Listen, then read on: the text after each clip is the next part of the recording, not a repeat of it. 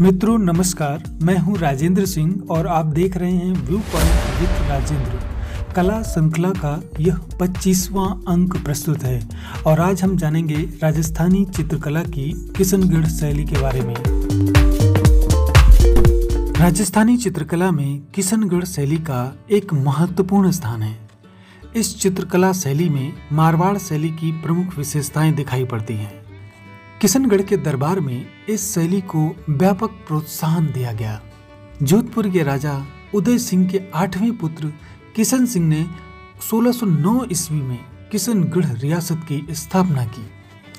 किशनगढ़ शैली को संरक्षण देने वाले प्रमुख शासकों में जगमल, सहसमल तथा हरि सिंह का नाम महत्वपूर्ण है और ये तीनों भाई थे। हरि सिंह के पश्चात किशनगढ़ शैली के उत्कृष्ट स्वरूप के निर्माण में राजा रूप सिंह व उनके पुत्र मान सिंह तथा मान सिंह के पुत्र राज सिंह का विशेष योगदान था। यहाँ के राजाओं पर बल्लभ संप्रदाय का अच्छा खासा प्रभाव था, या ये कहें कि बल्लभ संप्रदाय को मानने वाले थे। इसलिए राधा कृष्ण की लीलाओं के चित्र बहुलता से बनाए गए हैं। कवि, कला मर्मज्ञ एवं चित्रकार महाराजा राज सिंह के गुणों को उनके पुत्र सावंत सिंह ने विरासत में प्राप्त किया। सावंत सिंह का उपनाम नागरीदास था। ये कवि, कला मर्मज्ञ तथा स्वयं में एक चित्रकार थे तथा ब्रज भाषा में भक्ति और श्रृंगार की रचनाएं करते थे। नागरीदास की कविताओं को आधार बनाकर बनी ठनी के रूप सौंदर्य को चित्रित करने का श्रेय मोरध्वज निहाल चंद को जाता है। मोरध्वज निहाल चंद के द्वारा चित्रित ग्रंथों की संख्या 75 बताई जाती है, जो नागर सामुच्य नाम से प्रसिद्ध है। बनी ठनी राजा सावंत सिंह की एक सुंदर दासी थी जिससे वे प्रेम करते थे। चित्रकार मोरध्वज निहाल चंद ने बनी ठनी का राधा के रूप में चित्रांकन कर किशनगढ़ शैली को प्रसिद्ध बना दिया। बनी ठनी पेंटिंग को एरिक डिकिंसन ने भारत की मोनालिसा कहा है। भारत सरकार ने भी 1973 ईस्वी में बनी ठनी पर डाक टिकट जारी किया। इस प्रकार किशनगढ़ शैली को प्रकाश में लाने का श्रेय एरिक डिकिंसन तथा डॉक्टर फैयाज अली को है। बनी ठनी एक राजस्थानी शब्द है जिसका हिंदी में अर्थ सजी धजी होना है। बनी ठनी पेंटिंग में नारी सौंदर्य को परिभाषित किया गया है। बनी ठनी का निर्माण 1778 ईस्वी में हुआ तथा इस पेंटिंग का आकार 48.8 सेंटीमीटर गुणे 36.6 सेंटीमीटर है।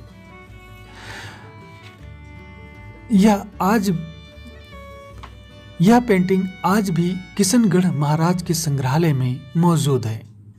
इस प्रकार राजा सामंत सिंह के काल को किशनगढ़ शैली का स्वर्ण काल माना जाता है, क्योंकि 18वीं सदी के मध्य बने चित्र एक ही शैली के प्राप्त होते हैं और वो राधा कृष्ण की प्रेम लीलाओं पर आधारित बने हुए हैं। मित्रों, अब प्रस्तुत है परीक्षा उपयोगी महत्वपूर्ण तथ्यों पर आधारित टू द पॉइंट। मारवाड़ शासक उदय सिंह के 8वें पुत्र किशन सिंह ने 1609 ईस्वी में किशनगढ़ रियासत की स्थापना की।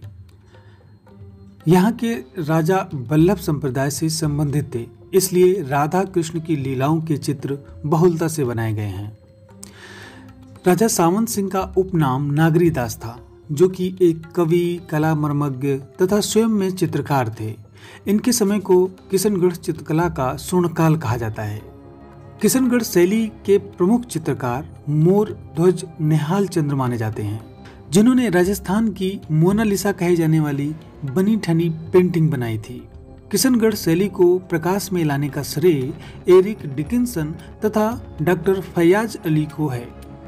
किशनगढ़ शैली का प्रमुख विषय राधा कृष्ण, उत्सव, नौका विहार, प्रेम और प्रकृति, जिसमें झीलें, पहाड़, वन, पशु पक्षी, पेड़, केले के वृक्ष और कमल दलों पर आधारित चित्रों का निर्माण हुआ। इस शैली के चित्रकार निम्न हैं, जैसे कि अमीर चंद, धन्ना, भंवरलाल, छोटू, सूर्यध्वज, मोरध्वज निहाल चंद, नानक राम, सीताराम, बदन सिंह, अमरू, सूरजमल, रामनाथ, सवाई राम, तुलसीदास, लालड़ी दास आदि प्रमुख थे। चित्रों में चटख रंगों का प्रयोग हुआ है। कहीं कहीं मिश्रित रंगों के साथ ही शरीर पर हल्के गुलाबी रंगों का भी प्रयोग किया गया है। स्त्री चित्रों का सौंदर्य लंबा चेहरा, नुकीली नासिका, कमल नयन जो कि तिरछी तथा धनुषाकार भी हैं, लंबी पतली बाहें, मेहंदी से रचे हाथ, पैरों में महावर, बालों की लट कानों तक झूलती हुई हैं। वस्त्रों में लहंगा, छोटी बाहों और बड़े तथा खुले गले की चोली, पारदर्शी चंदेरी ओढ़नी ओढ़े हुए चित्रित की गई है। पुरुषों की आकृतियों में भी लंबा चेहरा, छरहरा नीला छवि युक्त शरीर बनाया गया है। पायजामा तथा धोती के साथ सिर पर हीरे मोती जड़ित ऊंची पगड़ी में चित्रित किया गया है। किशनगढ़ शैली के चित्रों में सारे मुखमंडल पर नेत्र इतने प्रमुख रहते हैं कि चित्र देखने वाले की प्रथम दृष्टि नेत्र पर ही पड़ती है। अलंकारों और फूलों से भरा पूरा शरीर का चित्रांकन किशनगढ़ शैली की विशेषता है। चित्रों की रेखाएं गति तथा प्रवाह व कोमल, बारीक और भावपूर्ण है। चित्रों में गोलाई दिखाने के लिए छाया प्रकाश का प्रयोग किया गया है। चित्रों के हाशिए गुलाबी तथा हरे रंग के हैं। किशनगढ़ शैली के चित्रों में श्वेत, श्याम, नीले, हरे रंगों की प्रधानता है। पीला, काला, लाल, गेरू तथा सोने चांदी के रंगों का भी प्रयोग किया गया है। गीत गोविंद, भागवत पुराण, रुक्मणी हरण, नागरी दास के पद, दरबारी वैभव आदि को भी चित्रित किया गया है। अब आइए देख लेते हैं किशनगढ़ शैली से संबंधित पिछले वर्षों में टीजीटी, पीजीटी में पूछे गए प्रश्न किस प्रकार के रहे हैं। तो ज़्यादातर जो प्रश्न हैं वो बनी ठनी पेंटिंग को लेकर ही पूछा गया है। इसमें कि बनी ठनी पेंटिंग को किसने चित्रित किया है, निहाल चंद चित्रकार कौन है, किशनगढ़ शैली से संबंधित चित्रकार कौन सा है, किशनगढ़ शैली के संस्थापक कौन हैं, इस तरह के प्रश्न आए हैं। बनी ठनी किस स्कूल से संबंधित है, किस दरबार से संबंधित है, किस चित्र को मोनालिसा की संज्ञा दी गई है। इसी प्रकार कुल मिला के बनी ठनी के आसपास के ही प्रश्न बनाए गए हैं। और इस वीडियो में कोशिश की गई है कि बनी ठनी से संबंधित जितने भी प्रश्न आए हैं उन सभी के उत्तरों को शामिल किया गया है। इसलिए वीडियो को अच्छी तरह से ध्यान से अगर सुनते हैं तो सारे प्रश्न आपके हल हो जाएंगे। फिर भी आप अगर रीता प्रताप को ध्यान से ज़रूर पढ़िएगा, क्योंकि कुछ चीज़ें छूट गई हों तो उसमें आपको कवर हो जाएगा। आज बस इतना ही। मिलते हैं अगले अंक में और जानेंगे राजस्थान की जयपुर शैली के बारे में। वीडियो को लाइक, सब्सक्राइब करने के साथ अपने विचारों को कमेंट बॉक्स में ज़रूर लिखें। धन्यवाद।